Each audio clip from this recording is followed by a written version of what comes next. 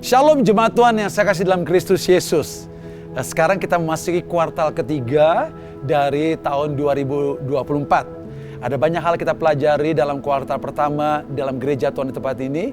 Kuartal pertama kita belajar bersama-sama bagaimana Yesus membangun gereja yang menjulang tinggi dan dipastikan bangsa-bangsa akan datang berduyun ke rumah Tuhan.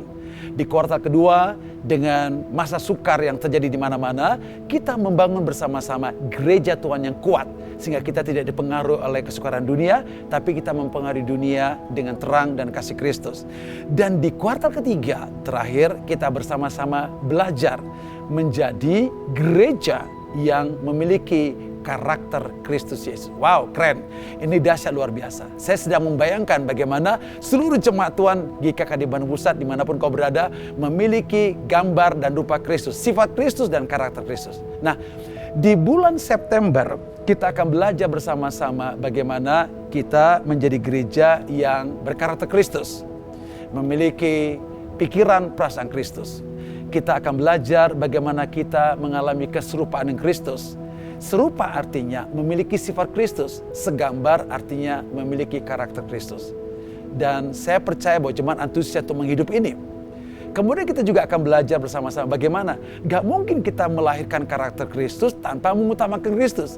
Kita harus mengutamakan Kristus, ingin rindu mengenal Dia, gila-gilaan, mati-matian untuk mengenal Dia.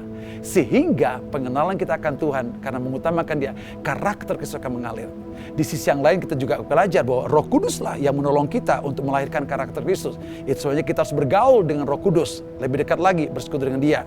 Gak cukup kita bergaul dengan Roh Kudus, kita juga akan belajar bagaimana kita bersekutu dengan firman Tuhan.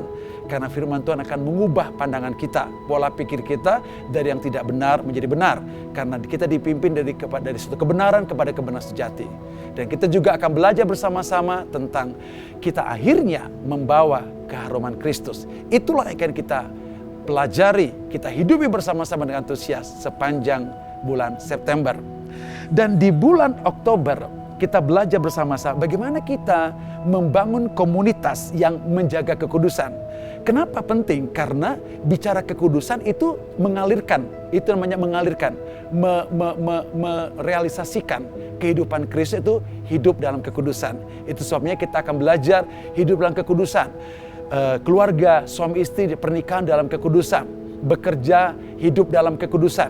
Pasangan hidup, pergaulan, hidup dalam kekudusan. Semua aspek kita, ya kuliah kita, studi kita dibangun di atas kekudusan. Itu sebabnya kita harus hidup dalam doa. Supaya di dalam doa kita menyebabkan kita hidup di dalam kebenaran firman Tuhan. Tanpa kekudusan, tanpa kebenaran kita tidak mungkin bisa mengalami doa yang luar biasa. Itu sebabnya kita perlu hidup di dalam doa.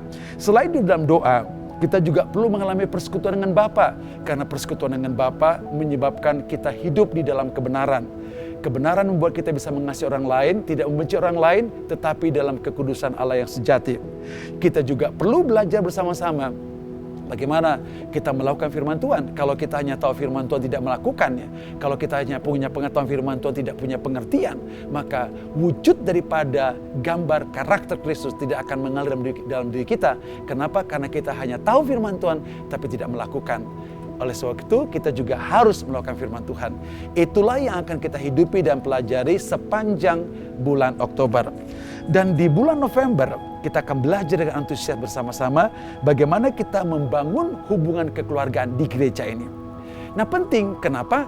Membangun hubungan kekeluargaan wujud daripada hidup saling mengasihi. Bagaimana Kristus Yesus karakternya mengasihi, mengampuni, menerima orang lain.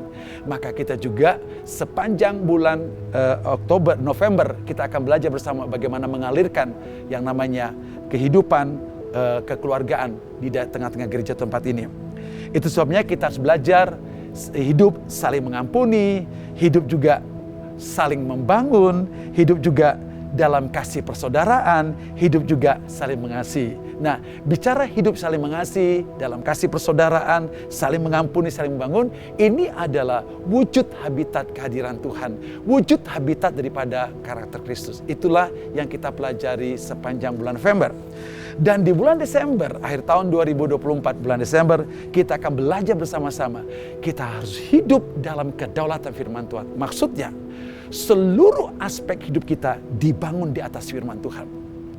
Tanpa firman Tuhan, tidak ada kekuatan buat kita. Itu sebabnya kita akan belajar bersama-sama. Yang pertama, kita akan hidup secara alkitabiah. Artinya, seluruh aspek hidup kita dibangun di atas firman Tuhan. Pekerjaan, bisnis, pasangan hidup, mencari pekerjaan, mencari pasangan hidup, mengelola keuangan kita, bisnis, kuliah, sekolah kita dibangun di atas firman Tuhan supaya kita tidak tergoncangkan. Selain alkitabiah, kita harus hidup di dalam iman. Ketika kita dengar firman Tuhan, muncul iman, kita bisa mengalahkan dunia ini. Karena Tuhan katakan, setiap orang lahir dari Allah mengalahkan dunia. Dan ini mengalahkan dunia iman kita. Nah, ketika kita punya hidup dalam firman Tuhan, pastilah kita memiliki iman. Selain itu, kita juga paham bahwa Roh Kuduslah akan membuat firman Tuhan jadi real buat kita. Oleh karena itu, kita akan belajar bersama-sama bagaimana kita memahami Roh Kudus yang akan memimpin kita dengan penuh kuasa. Di sisi lain, kita juga hidup di dalam kuasa firman Tuhan supaya kita lebih akurat, supaya kita mengambil keputusan, meresponi segala sesuatu dengan firman Tuhan supaya kita berkemenangan dalam segala hal. Itu sudah dipastikan kita menikmati kuasa firman Tuhan.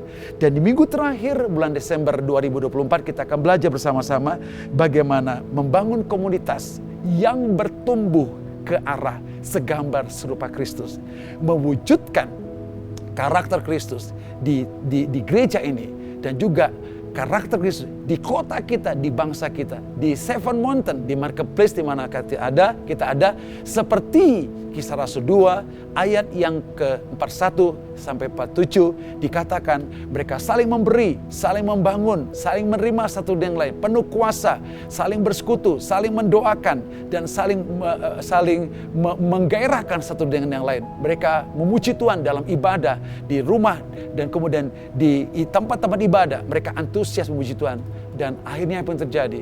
Mereka disukai banyak orang dan banyak orang-orang melihat kemuliaan Tuhan.